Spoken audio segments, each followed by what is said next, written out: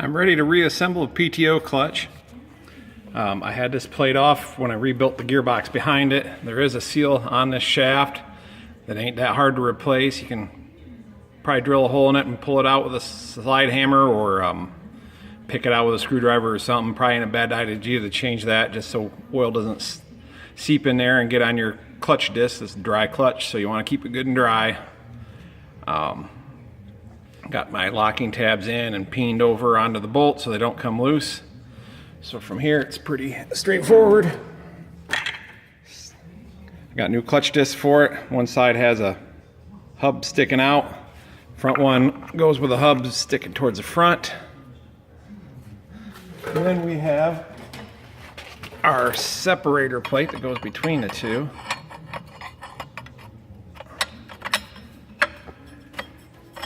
And it, definitely want to make sure the 3 tabs are in the 3 slots. And then the next plate goes on. Exact same plate. It's a 156086A is the part number for it. They are available reproduction or from AGCO. This one goes with the hub facing out. Now, next step, before you put any kind of cover on, there's a little spring, 3 of them, that go in here to help separate the clutch discs when you're not using a PTO, so they don't drag and have your clutch spinning. Put those in there. They are available reproduction from Corvus Oliver. They might still be available from AGCO. I've not checked to see on that. So pretty quick and easy so far. I'll need both hands to put the cover on, but that's straightforward. Just line the bolt holes up with this. There's shim stacks that go in between. I'll cover that in just a moment. So I'll get the cover and get her set up. I've got the cover apart, and I'm doing some part swapping because some of this stuff was pretty crusty on part of it. These little rollers here aren't rolling. This one was off of 1600, and this much cleaner stuff was off of 77. A lot of the same parts. The biggest thing that changes is the release bearing. This is the 77 style. This brass coupling bushing thing mounts on there, and then your levers engage here, and that's what your PTO lever works back and forth. Later on they switched to this style with 4-digit tractors. Has a sealed bearing in it. Relieved a lot of problems. You didn't have to grease it. Guys would either grease too much and all the grease would squeeze out and just get all over everything, or they wouldn't squeeze it or grease it all, and then the brass would get worn and sloppy and they'd have to replace it.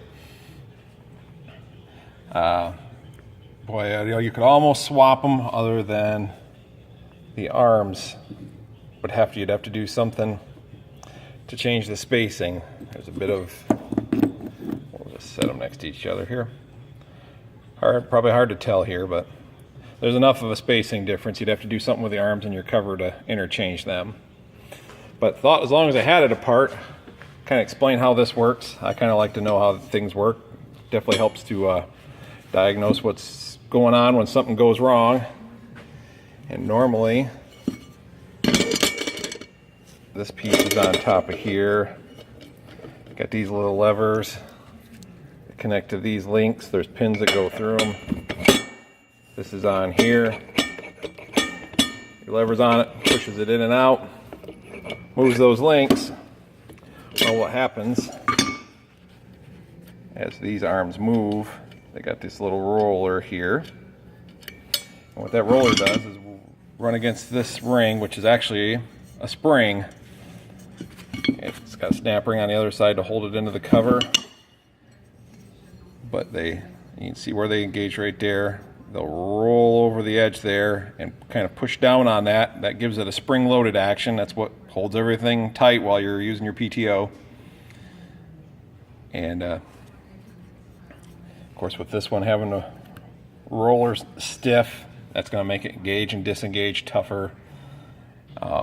This one being so rusty, I could probably clean it up some and make it better, but got a good one right here. But that's what happens. It locks in once it goes over center, and the rollers have turned far enough to where the spring pusher is actually holding them out, and so it doesn't want to release, but it's still holding the spring pressure against, and that's what happens when you push your lever forward. And then when you pull back, they roll back up and release the pressure off from it. This piece moves closer to the other one. And that's what's going on. This is the plate that bolts on to the pinion shaft assembly. It's in the gearbox.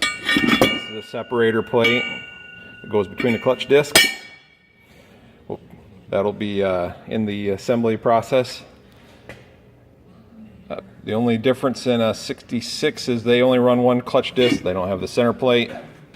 Other than that, most of these clutches are fairly similar. Like I was saying before, 4-digit ones have a different disengagement bearing. But quite a few parts interchangeable. I've got everything, well, I got the bolts in with the cover, as you can see. But I don't have the shim packs in yet.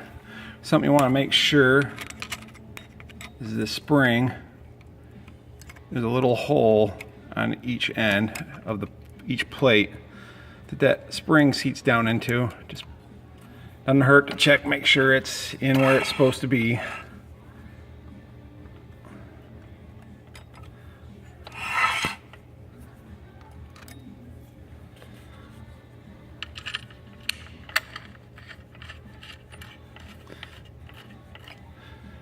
You can see how the clutch works when you pull this back and forth. That sandwiches it together. Of course, it takes a lot more force once everything's bolted down tight. Now the book calls for to set the shims, put the assembly in the press. Probably not everybody's got a press, so I'm going to do it by just snugging the bolts up till it's even. They say to take feeler gauges and measure in there the thickness, and then take 50 thousandths off from that for your shim stack. If you were doing good when you took it apart, you kept your shim stacks complete and separate, the 3 different stacks. And depending on how where your clutch discs were, you might be able to just stick them back in. You might need more, you might need less. We'll go through that and adjusting it here in a moment. But I am going to just snug these bolts up to kind of get the gap down to where it's even, and I can get an idea of what size of shim stack I need. Okay, I'm ready to snug this up. First thing I want to do before I draw them down to see what size shim pack I need is engage the clutch. It's tight now. Book says when you put it in the press to put about the equivalent of 100 pounds pressure on it. I'm just going to snug the bolts up some and try to get her close. If I was to take this out of the press with a shaft in it, you got that shaft that's, I don't know, somewhere around 6 feet long, but it's too tall to fit in my press. And I don't want to have to pull that shaft back out of there just to do this. So I'm going to do it here on the tractor. So I will now snug it up. So here's what I did. I got my feeler gauges and found a stack that fits in there, and then added 50 thousandths to the pack. Then I measured that up with my calipers. Now I can take a stack of shims and just keep adding up until they get somewhere around there. Now it is important that each shim stack is even, so the best thing to do is figure out your thickness on the one and then count the number of shims in that stack and then just make sure that they're all the same thickness and the same number, and add up 2 more stacks that are the same, and then you'll have the 3 that are even. Then we can put them in and tighten it down and try it out. I got my shim packs all apart so I could count them. From what I recall, there's only 1 thickness. That's all I was finding. But you got to watch. They stick together pretty good, and you want to make, if you're counting them, to make sure you got the right thickness. Just make sure you pick at them good and get them all separated so you can get an accurate count. You could squeeze them together and hit them with a dial caliper to figure out their thickness. As long as there's no dirt or anything in between that's going to throw your reading off, you should be fine. I'm going to go with counting just to make sure I get them all even.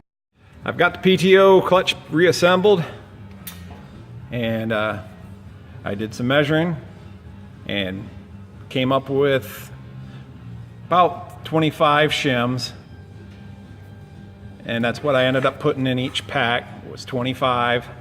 There's a longer edge on one side. They say to have it on the counterclockwise side in the book, so that's why I've got it. That's why you'll see it's flush here, sticking out over here. I don't know what difference it makes, but that's what the book says. 3 stacks of shims. 25 is probably a good place to start, but you're probably going to find you need more or less depending on if your clutch discs are worn, if your mating surfaces are worn. It could be higher or lower, but that's probably not a bad place to start if you're wondering. If you took yours apart and you're just cleaning things up, you got your old stack, that's a good place to start with too. Keep each individual stack separated and put them back in. And from there, we'll put the cover back on and test the PTO lever out, see how close I got it. I've finished assembling the PTO clutch. I went with 25 shims on each stack after doing a little measuring and everything. Bolted the cover on with a couple bolts from underneath, tighten it down. Hook the linkage up and try it out. Feels pretty good. So measuring paid off. 25 shims might work good for you, it might not, but it's probably a good starting point. Just depends on how much wear your discs have, other parts in the PTO clutch assembly. I am going to finish putting that cover on and put the shield back on, and then it'll be done. Thanks for watching.